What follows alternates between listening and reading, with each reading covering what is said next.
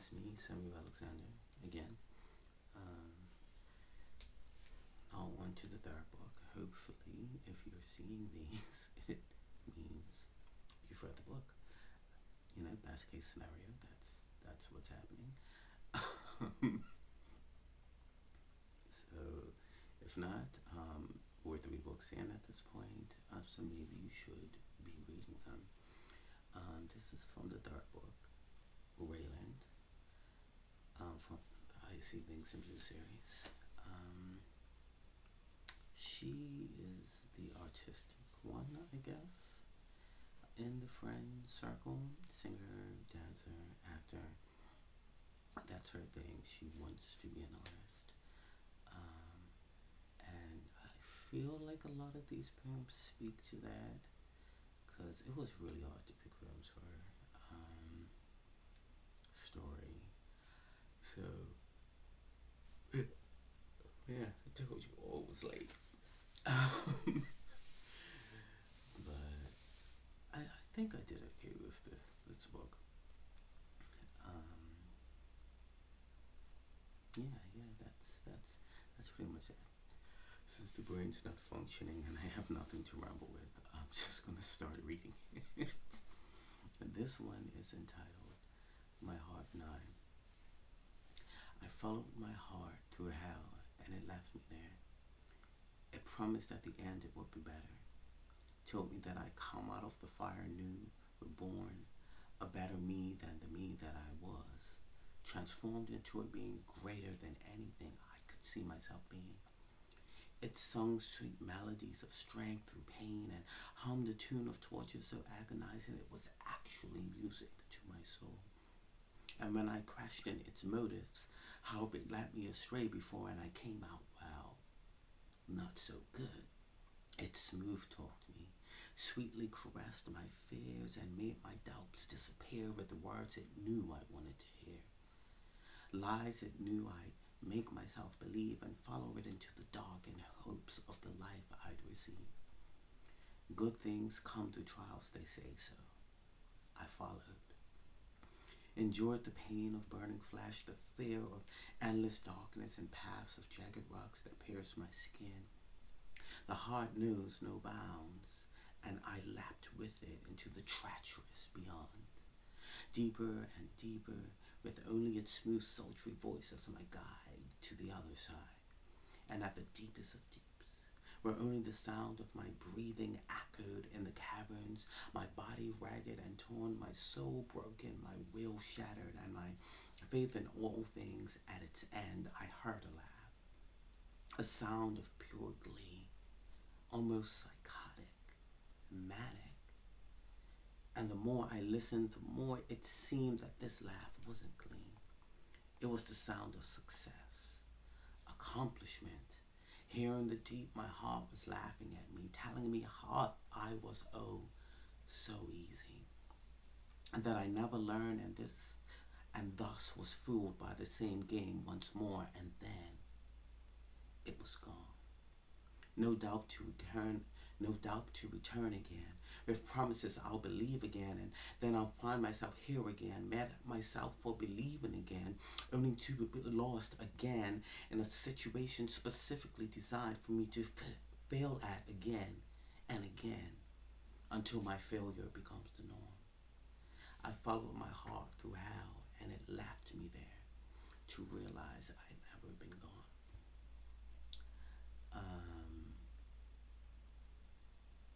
Back to saying these poems were hard to choose.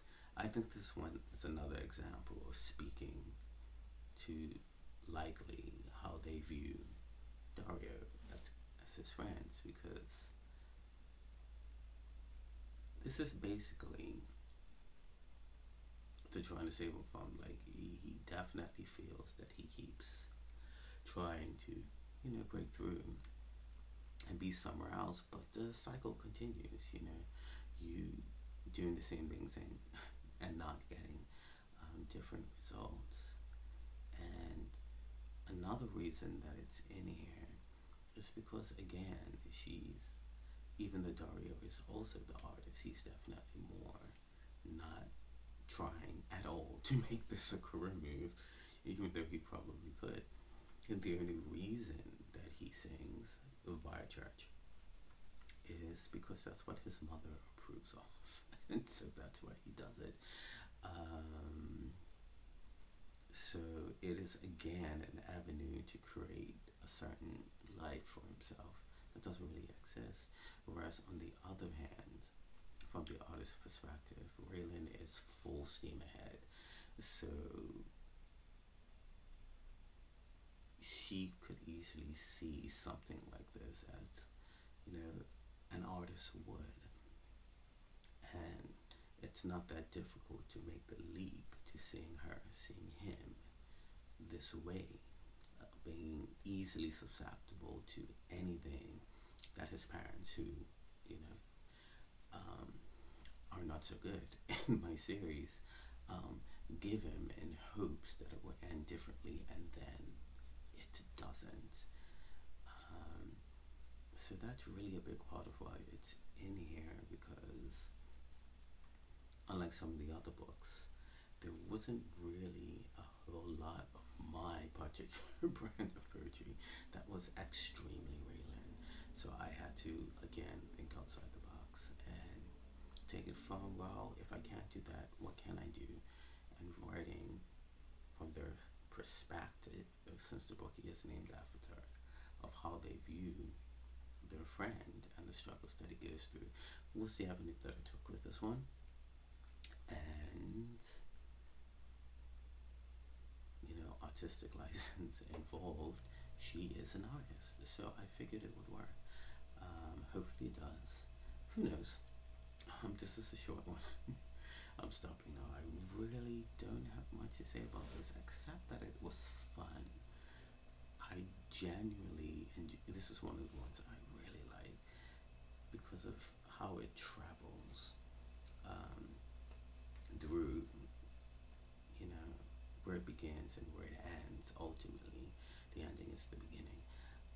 And it speaks to that kind of self-realization that we all have in life. Like, until you really pay attention and learn, and sometimes try to do things differently. Sometimes change fails, but you won't know that until you try. So, comfort zones are equally great, but this poem isn't really about that. It's about being so used to wanting something so badly that no matter how many times it fails, you still keep doing it. And that's where the person in this poem is. And that's why life is like, yeah, I have very little faith in you. You're going to fall for it again. And one more time. So the vicious cycle continues. But that's pretty much all I have on this one. But it's always fun to read. It's just one of those poems where I genuinely like the way that it flows. And so here we are. I'm looking extra shiny in this circle light. Yeah, that was off topic, very on brand for me. So that was, I tried to use the mouse, but the mouse is disconnected for the stupid circle light. Yeah, that was My Heart and I, from the third book in my I See Things in Blue series, titled Raylan. And if